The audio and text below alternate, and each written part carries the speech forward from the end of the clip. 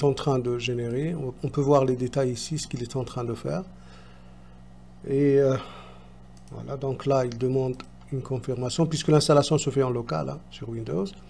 Voilà, maintenant, il a installé le web service, et notre web service est là.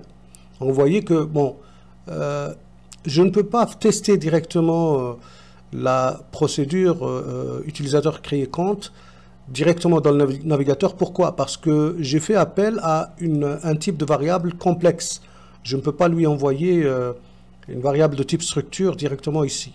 Je vais prendre donc le lien de mon WSDL, donc mon fichier de web service, et je vais donc pouvoir l'intégrer dans mon site web.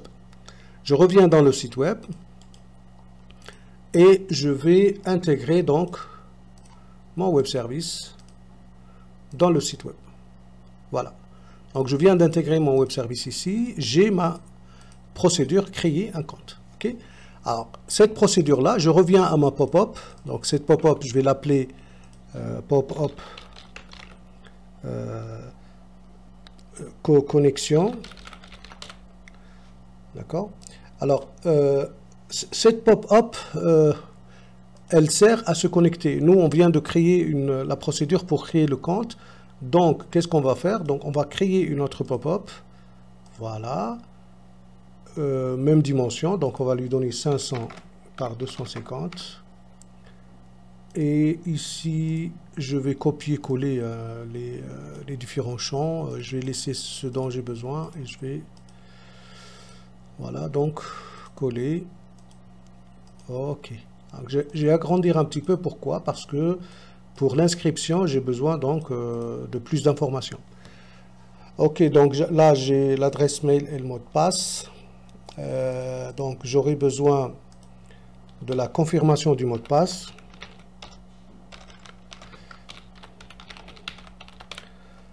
J'aurai besoin du nom et prénom de la personne. Voilà, donc j'aurai besoin du nom et prénom. Le reste, on va laisser l'utilisateur les compléter donc dans son profil, quand il aura son profil utilisateur. D'accord? Alors ici, donc, ça va être inscription au lieu de connexion. Là, donc, il n'y a pas de mot de passe oublié. Là, donc, se connecter. Hein.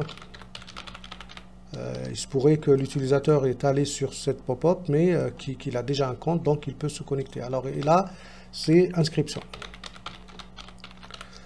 Voilà. Vous voyez que je crée les choses d'une manière très très simple et d'une manière vraiment très pratique. OK, donc là, SAI adresse email 1. Email 1 ou on peut l'appeler email inscription. Inscription. Et donc je vais copier la partie inscription pour la mettre un peu partout. Comme ça, il n'y aura pas de confusion entre les champs parce que j'ai déjà une autre pop-up qui porte, qui a ces nom, prénom, inscription, qui a donc les champs qui portent la même chose. Alors ici, c'est BTN inscription. Voilà. Comme je vous ai dit dans mes tutoriels, je préfère toujours donc donner, nommer mes champs. C'est très important. C'est très important parce que ça me permet de me retrouver quand je viens ici. Ici, c'est pas le mot de passe 2, c'est confirmation, mot de passe. Donc, c'est confirmation, inscription toujours. Vous voyez? Et donc, ma pop-up, je vais l'appeler pop-up inscription. Voilà. Très bien. Alors, donc, l'appel à cette pop-up, il va se faire dans la pop-up utilisateur ici. Donc, si je suis dans inscription, je vais aller dans, je vais activer le mode Ajax et je vais afficher cette pop-up. Donc, affiche pop-up, pop-up affiche. et je vais lui donner la pop-up donc d'inscription. Le mode d'affichage, ça sera centré, et je peux cocher ici le mode annulable. Ça veut dire que il suffit que l'utilisateur clique hors de la surface de la pop-up pour que la pop-up se ferme. Donc je n'ai pas besoin, vous voyez qu'ici je n'ai pas mis un bouton fermer la pop-up. Il suffit de cliquer en dehors de la pop-up et ça va se fermer automatiquement. Ok, donc je vais actualiser mon modèle de page. J'exécute mon site web. Je vais sur inscription et vous voyez que j'ai ma fenêtre ou ma pop-up qui s'affiche. Si je clique en dehors de la pop-up, elle se ferme. Pourquoi? Parce que je lui ai dit que cette pop-up, elle est annulable. Alors, pour donner un peu de forme, si vous voulez, à cette pop-up, donc je pourrais lui donner, je pourrais aller dans le style et lui donner une ombre.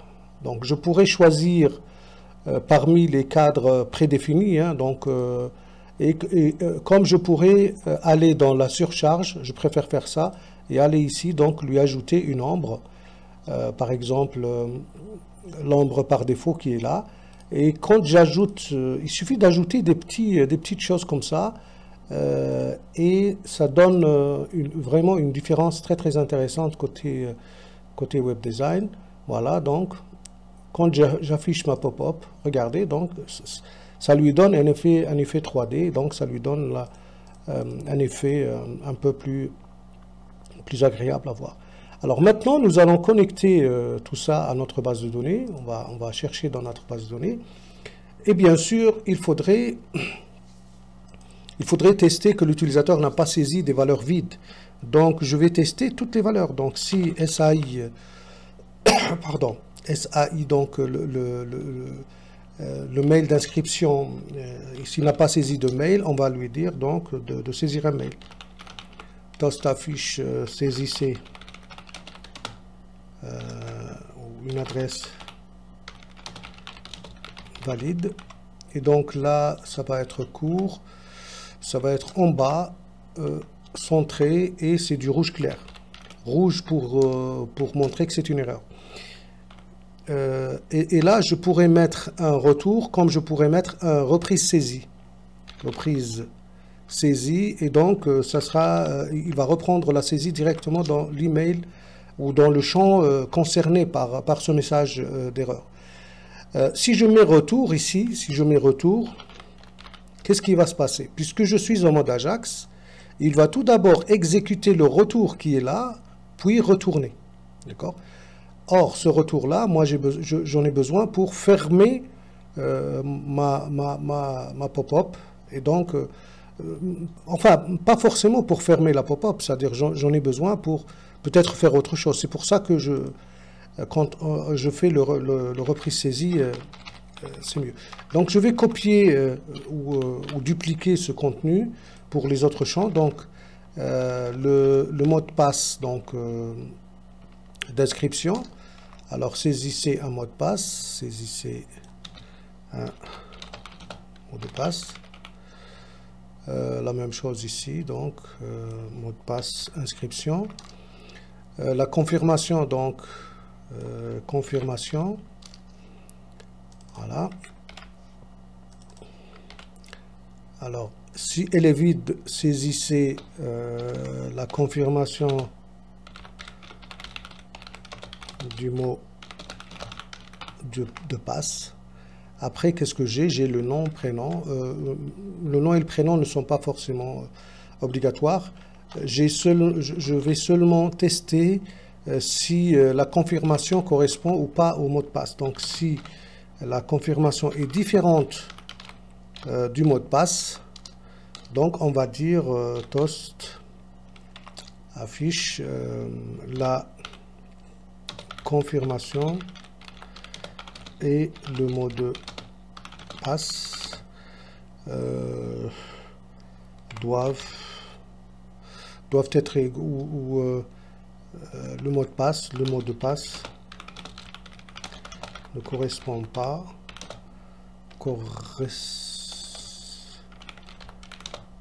pas à la confirmation. Alors, court, bas, centre, rouge clair. Juste une remarque par rapport à la traduction. Si nous devons, bien sûr, comme nous avons donc paramétré notre site pour plus tard pour qu'il soit multilingue, il faudrait que ces messages, tous ces messages, il faudrait qu'ils soient traduits. Et donc, pour saisir la traduction directement dans le code, qu'est-ce qu'on fait? Donc, si je veux traduire ce message-là, donc, toast, je vais mettre un toast affiche. Et là, quand j'ai le message, je tape sur CTRL-T dans mon clavier ici. Donc, voilà, j'ouvre le... Et je tape sur CTRL-T. Et quand je tape sur CTRL-T, j'ai une petite fenêtre qui va s'afficher et qui va me permettre de saisir le même message dans toutes les langues, que j'ai sélectionnées dans mon projet. Vous voyez? Et donc, c'est pour ça qu'il est facile de traduire les éléments dans les produits PCsoft. C'est qu'on peut les traduire à l'endroit,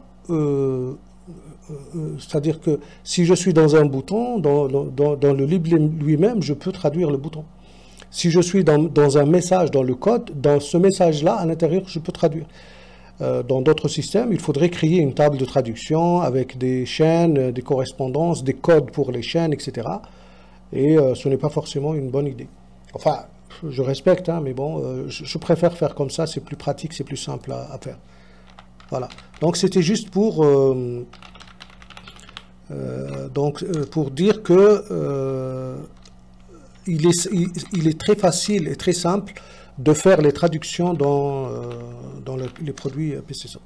Voilà. Une fois que tous ces tests sont passés, que l'utilisateur a bien saisi, donc je vais déclarer mon utilisateur. Donc un utilisateur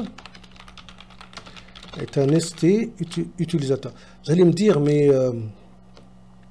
le ST utilisateur, là, il existe deux fois, puisque nous l'avons déjà déclaré dans notre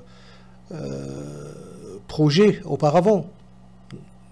C'était juste pour démarrer et pour faire comprendre que dans le modèle, il fallait avoir une donnée qui dit que l'utilisateur est connecté ou pas, c'est-à-dire le ID de l'utilisateur est égal à 0 ou pas. Donc maintenant, on peut se passer de ça, on peut se passer de cette déclaration-là, on n'en a plus besoin, et de laisser l'autre déclaration qui est dans le web service. Donc ça sera dans la déclaration qui est à l'intérieur du web service, ici. Vous voyez? Puisque j'ai déjà déclaré ST utilisateur dans mon web service. Et là, donc, un utilisateur, donc, je vais lui donner toutes les données. Donc, j'ai adresse mail, c'est adresse email, c'est email inscription. Un utilisateur, mot de passe, ça sera le mot de passe de l'inscription. Un utilisateur, nom et prénom, c'est le nom et prénom. Voilà, donc, qu'est-ce que j'ai d'autre? C'est tout. Donc, ces trois informations-là. Et donc, une fois que j'ai saisi ça, je vais envoyer cette variable de type ST utilisateur vers mon web service. Donc, je vais dire si utilisateur, donc créer compte un utilisateur, je vais lui envoyer le token que j'ai déclaré, donc le même token que j'ai déclaré ici dans mon initialisation de projet. Je vais enlever cette déclaration parce que nous l'avons utilisée avant juste pour savoir, comme j'ai dit, donc pour l'utiliser dans l'initialisation de notre modèle. Alors, si ça renvoie vrai, ça veut dire que l'utilisateur a été créé. Donc, ça va m'afficher donc un message qui dit que votre compte a été créé avec succès. Je sais qu'il y a cette histoire de mail, etc. Petit à petit, on va y arriver. Donc là, ça sera du vert foncé ou vert clair. Le vert pour dire que c'est OK, ça passe. Sinon, donc c'est Toast affiche une erreur s'est produite lors de la création de votre compte. Là, l'erreur, ça peut être quoi? C'est juste une erreur de base de données ou de communication avec le serveur. D'accord? Ok, donc on va tester ça. On va tester tout ça. Et bien sûr, voilà, donc on doit mettre à jour notre modèle. Ah, oui, c'est vrai qu'il reste encore la déclaration que nous avons fait dans notre modèle. Donc, il faut aller dans le modèle, changer la déclaration qui est là, utilisateur en cours. Ah oui, c'est vrai que l'utilisateur en cours, il faudrait la déclarer comme variable globale. Donc, je vais la déclarer ici comme variable globale, c'est mieux.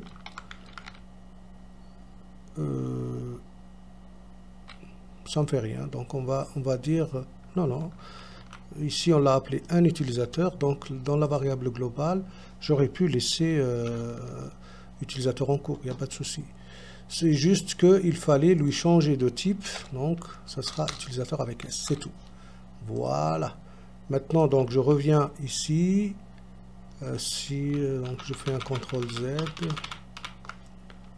Utilisateur en cours. Voilà. ID utilisateur est égal à 0. Voilà. Là, c'est bon. Je n'ai plus d'erreur. Donc, je vérifie ici en bas. Bon, il y a les erreurs d'IHM, bien sûr.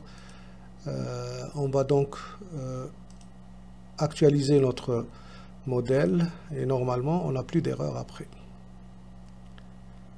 Ici, il me dit... Voilà, il n'y a plus d'erreur. C'est bon. Je teste. Voilà, ma page. Donc, il est allé sur le deuxième plan de ma pop-up utilisateur. Pourquoi? Je vais vous dire pourquoi. Eh bien, on pourrait le savoir ici directement. On va faire un point d'arrêt. Voilà, ici, on va faire un point d'arrêt. Et je vais vous expliquer pourquoi. C'est bien qu'on ait ces petites choses-là lors du développement. Ça permet donc de vous expliquer des choses que vous pouvez rencontrer, des petites erreurs que vous pouvez rencontrer. Donc, quand je fais un point d'arrêt ici, je vais consulter ou je vais afficher ou évaluer ma variable utilisateur en cours. Vous voyez que c'est une variable, c'est vrai que c'est une variable de type structure, mais aucun des membres de cette variable-là n'a été affecté. Donc, pour lui, le ID utilisateur, certes, il n'est pas égal à 0, mais il est égal à autre chose. Et donc, quand je fais le déroulement pas à pas, c'est vrai qu'il n'est pas égal à 0. Donc, pour lui, c'est vrai qu'il n'est pas égal à 0. Il est égal à autre chose. Il ne sait pas ce que c'est. Donc, c'est pour ça qu'il va sur le plan numéro 2, qui est le plan, le plan du mode connecté. Alors, qu'est-ce qu'il faudrait faire? Il faudrait donc, au démarrage, il faudrait déjà déclarer cette variable-là à 0. Donc, au démarrage, on va dire que avant de se connecter, cette variable-là, elle est égale à 0, puisque la personne n'est pas encore connectée. Quand on lance le projet, la personne n'est pas encore connectée. D'accord? Et donc, quand je relance maintenant, voilà, et je refais, regarde mon point d'arrêt, si je réaffiche maintenant, donc si je réévalue donc mes variables, donc je vais voir que la valeur de ID utilisateur maintenant elle est égale à 0. Si je fais le déroulement donc pas à pas, eh bien ça va passer sur le plan numéro 1. Vous voyez, c'est des petites erreurs de logique qui peuvent vous donner des maux de tête des fois pour rien, vous comprenez? Donc c'est ça notre vie de développeur. Et avec le temps, quand on a un peu d'expérience, on sait ce que c'est, d'accord? Bien sûr, bon, là, cette affectation, au début, on va la changer parce que nous allons enregistrer aussi l'utilisateur en cours sur le poste en cours, etc. Donc maintenant que ça marche, donc je vais enlever le point d'arrêt pour éviter que mon code s'arrête à chaque fois. Je vais actualiser donc mon modèle. Et maintenant, donc, le menu va directement sur le plan numéro 1, le plan d'inscription. Donc, je vais mettre ici une adresse mail. avant de mettre ça, donc si je clique sur inscription et que je ne saisis pas d'adresse mail, vous voyez qu'il me donne le message saisissez une adresse mail valide. Donc là, voilà. Maintenant, si je ne saisis pas de mot de passe, il va me donner le message mot de passe. Et vous voyez que quand je clique plusieurs fois, le toast, il se met automatiquement, chaque fois qu'il y a un nouveau toast, il se met automatiquement sur les anciens toasts et ça disparaît petit à petit. D'accord? Je mets ici un mot de passe, 1, 2, 3 par exemple. Si la confirmation ne se fait pas, vous voyez, il me dit que je devrais saisir la confirmation. Maintenant, je vais mettre la confirmation différente du mot de passe. Et bien sûr, il va me dire que la confirmation ne correspond pas au mot de passe. Et donc, si je ne mets pas de nom et prénom, ça va passer puisque j'ai déjà, je n'ai pas fait de test pour le mot de passe, le nom et prénom vide. Donc, je vais mettre ça. Si je clique sur inscription, voilà, votre compte a été créé avec succès. OK? Maintenant, il ne faut pas laisser l'utilisateur sur cette fenêtre-là. Il risque de cliquer une deuxième fois, etc. Et il faut aussi vérifier est-ce que l'utilisateur existe ou pas, est-ce que l'adresse mail existe ou pas, etc. Et c'est ce qu'on va faire maintenant. Maintenant, on peut consulter donc notre base et on va chercher, donc on va actualiser, on va chercher, voilà, notre base a été créée et notre table utilisateur aussi. Vous voyez, elle est là. OK? Voilà. Donc, on vient donc de mettre en place la procédure de la création de l'utilisateur. Maintenant, notre utilisateur doit recevoir au moins un mail de confirmation parce que, rappelez-vous, son compte, il n'est pas encore activé. Regardez ici, le compte, il n'est pas encore activé. Parce que nous avons mis dans notre web service par défaut, quand le compte est créé, par défaut, le compte, l'activation du compte, elle est sur faux. Et donc, normalement, quand on crée le compte ici, cette procédure-là, elle n'est pas encore finie parce que avant de finir, il faut envoyer un email de confirmation. Donc, envoyer un email de confirmation.